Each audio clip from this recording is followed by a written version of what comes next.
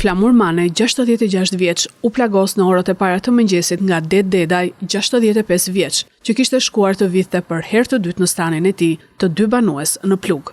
Flamur Mane, i cili ruante natën në stanin e tij gjatë përleshjes me hajdutin, ka marrë plag në disa pjesë të trupit. Policia, pasi u njoftua, ka identifikuar dhe ndaluar personin që kishte shkuar të vidhte dhe e ka plagosur. Sipas policisë, menjëherë pas kallëzimit të shtetasit Flamur Mane, 66 vjeç, se gjatë natës sapo një shtetas kishte hyrë për të vjedhur në kasollen në pronësi të tij, ai e kishte konstatuar dhe gjatë konfliktit me të, autori tentativës për vjedhje kishte qelluar me armë gjahu.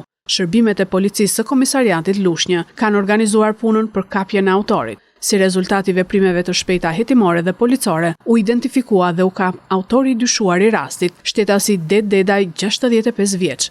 I dëmtuari, shtetasi Flamur Mane, ka marrë asistencë mjekësore dhe është jashtë rrezikut për jetën. Materialet procedurale ju referuan prokurorisë së Fierit për veprimet të mëtejshme.